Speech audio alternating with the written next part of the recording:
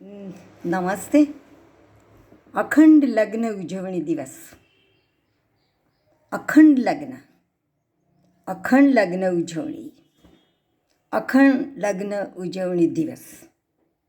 Valentine day આવે છે ને, એની જેમ અખંડ લગ્ન ઉજવણી દિવસ. આવો પણ એક દિવસ સમાજમાં રખાય તો કેમ? તો દરેક પરિણીત યુવતી અને યુવકને સમજાય કે લગ્ન કાંઈ ક્ષુલ્લક કારણોસર તોડી ન નખાય.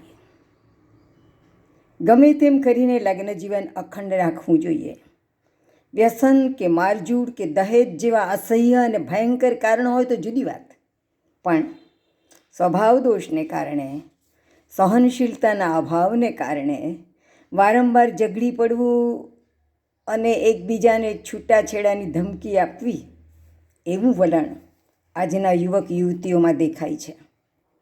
તે બરાબર નથી. એવા શોર્ટ ટેમ્પર્ડ લોકોને, સંસ્કૃતમાં જેમને આશુરોષ કહેવાય, તેવા લોકોને પૂછીએ કે તમારું લગ્ન જીવન તૂટી પડે તો તમારા બાળકોનું શું થાય?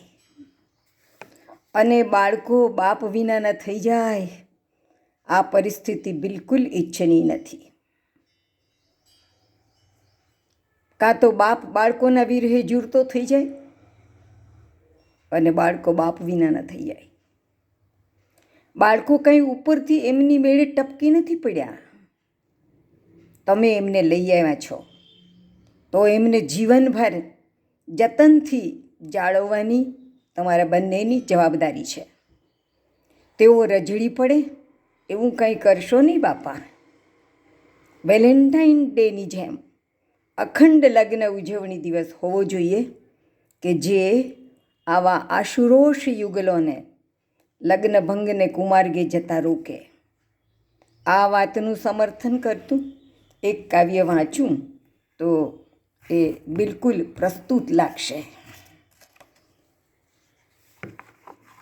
કાવ્યનું નામ છે એક શાણો સંવાદ. પતિ: તને હું હવે જરાય ગમતો નથી ને એ હું જાણું છું. પતિ બોલ્યો: તને હું હવે જરાય ગમતો નથી એ હું જાણું છું.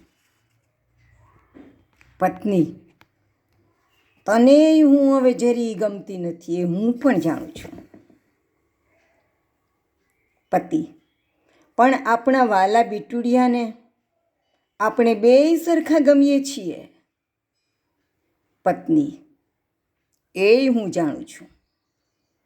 પતિ: પણ જાણવાનો શું અર્થ? જાણવાથી શું? જાણીએ છીએ તો ચાલો નક્કી કરીએ કે બીટુડિયા માટે થઈને આપણે જિંદગીભર છૂટા નહીં પડીએ. પત્ની: ભલે, કબૂલ. પતિ: ઓમ શાંતિ શાંતિ શાંતિ. પત્ની: ઓમ શાંતિ શાંતિ શાંતિ. અને આ શાણો સંવાદ સાંભળીને ઘરની અંદરથી બીટુડિયો પણ બોલ્યો: ઓમ શાંતિ શાંતિ શાંતિ.